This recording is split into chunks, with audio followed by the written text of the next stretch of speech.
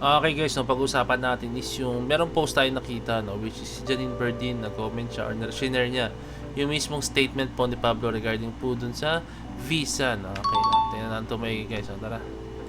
Okay, unang-una may kita nyo sabi dito ni Janine Berdin. No? Okay, sabi niya, and that's on King Blanc. I'm such a stan. I love you, Pablo and SB19. He's so king. No?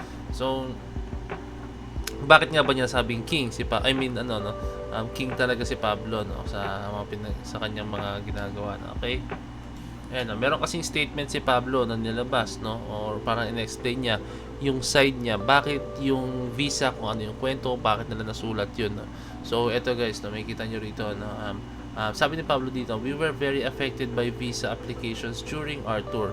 SB19 has been active for 7 years, and we hope that songs like this can reach officials and encourage laws that make it easier for athletes, artists, and others working overseas to access visas. No? Hindi ganun kadali talaga yung visa po talaga guys. No?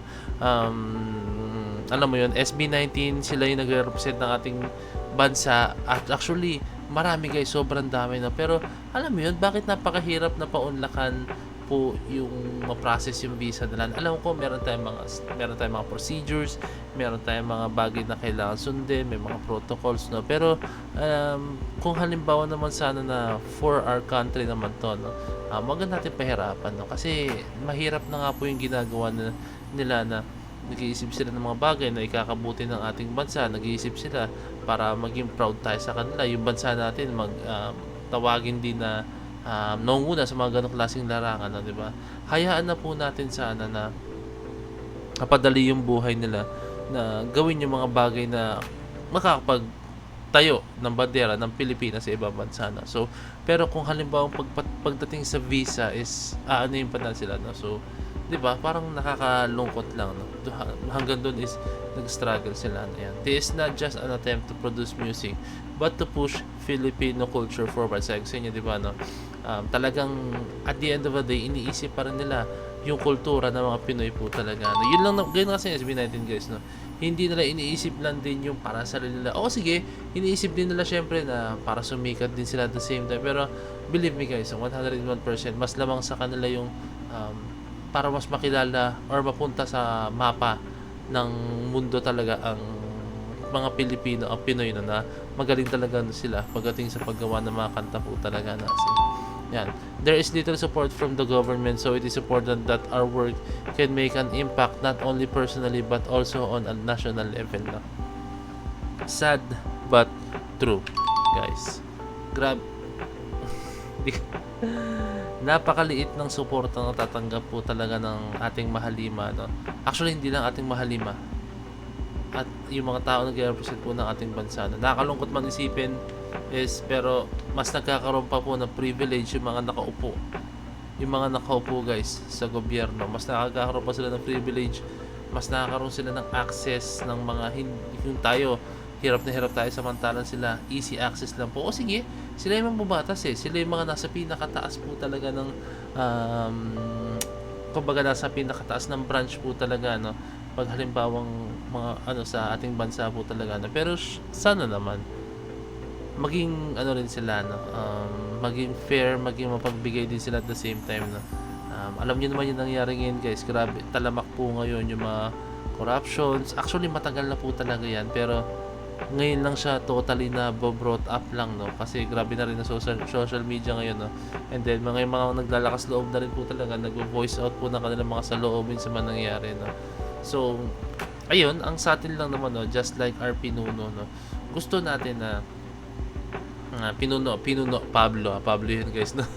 Baka sabihin niyo pinuno is si BBM guys, hindi pinuno syempre ang turing natin kay Pablo no, tawag natin na pinuno, just like a pinuno no. Gusto niya mapadali yung buhay ng mga atleta no. Hindi lang po para sa kanila, tandaan nyo guys, hindi lang po para sa kanila. May kita nyo din sa may statement siya nakalagay encourage laws that make it easier for athletes, artists, and others working overseas. O dinami pa nga niya guys yung mga OFW guys, as in yung mga kumbaga tinatawag natin sila yung mga bayani ng ating sila yung mga nagsasakripisyo ng oras guys kumita lang ng pera sa ibang bansa para sa pamilya guys, no? Na ang hirap nun guys, believe me, napakahirap. Ako guys, iniisip ko pa lang yun. For me, hindi ko kaya kasi iba pa rin yung time po talaga guys eh. Hindi mapapalitan ng pera yung oras guys na nasayang mo na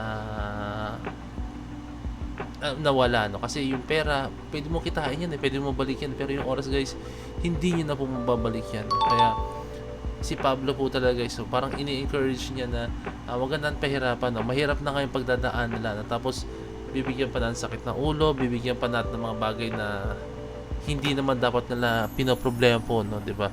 So ayun lang naman yung sa atin guys, no. Yung kanta na Visa is ano siya, pag voice out po siya bagay na ganyan, no? So nakaka-proud lang syempre, 'di ba? Kasi SB19 mismo, no? SB19 ginagamit nila yung platform nila sa napakagandang bagay, no? Hindi sila gumagawa ng mga kanta na porket sikat sila is gagawin nilang mga kanta is yung mga pan love story guys. Mga ganun, mga tungkol sa above, mga ganun. Di ba? Oo, gumagawa sila ng kanta na regarding sa ganon, pero parang sobrang ano lang eh, hindi ganun kadami guys, as in parang isa or dalawa or tatlo lang po yata, di ba? Pero sila kasi mas gusto nila yung kwento ng buhay na mismo in reality po talaga ng mga Pinoy, no? Gumawa sila ng kanta regarding sa gobyerno, yan yung Visa, di ba? Gobyerno, at the same yung kapangyarihan, collaboration with Ben and Ben, di ba? And then meron po silang mga kanta guys pang motivate, meron pa silang kanta para sa mga bashers, meron pa silang kanta guys na yung I want you, di ba? Ayun, parang yung mga literal na nangyayari na rin yun sa maturity ng mga tao, di ba? So napakarami guys na as in nag-explore sila ng mga bagay, hindi sila nag-i-stick sa kung ano lang po yung comfort level po talaga nila, na talagang umaalis sila sa kanilang kahon, no? So ayan, that's our P-Pop Kings. Ano bang masabi na sa ating P-Pop Kings kundi congratulations palagi sa mga na-achieve nyo, congratulations palagi sa mga nagagawa nyo sa ating bansa, no? I hope na one of these days yung gobyerno natin is napansin ng lubusan ang efforts na ginagawa ng SB19. Wala eh, napapansin lang ng ating gobyerno palagi. Wala eh. Alam nyo na, ayaw na magsalita. Baka madali tayo eh, no? Mahirap na. Yan. Sana lang. Ang masabi ko lang, ibibitaw ko na ng kataga is maging fair naman sila, na maging fair sila. Yun na lang, maging fair sila sa mga bagay-bagay, no? Diba? Yun lang, maging fair lang sila. So yun lang guys, I hope na na-enjoy nyo po itong video na to, no? And marami pa tayong mga may napahinga lang tayo nakaraan kasi guys, kung friend nyo ako sa Facebook or kung naka-follow kayo guys, as in galing po ako sa Davao, galing po ako sa Cagayan de Oro, galing po tayo sa Iloilo, napakaraming lugar guys, no? Galing pa tayo sa Cagayan de Oro guys, no? And then sa norte naman nagpunta tayo sa Clark. Ang dami guys, tuloy-tuloy, as in nawalan na ako ng time talaga since sa pagbo-vlog, no? Yun po yung nakakalungkot po talaga. Pero pinipilit ko as much as possible, ginagawa ko na para mapag-vlogin, makapag-updates na. Pag-updates with S, let's go. Makapag-update sa inyo, no? So yan, sikapin natin guys. Actually kagabi, makauwi na ako. 2 AM na rin po yata. Tapos rekta pasok, let's go. Kasi groggy, no? 2 AM tapos gising ng 5:30, no? Para pumasok. And ito actually guys, naka-polo shirt pa ako. Kauwi ko lang din kasi. So yun lang guys, na yun lang, maging maging cautious lang tayo sa health natin. Huwag tayo masyadong payabayaan din, no?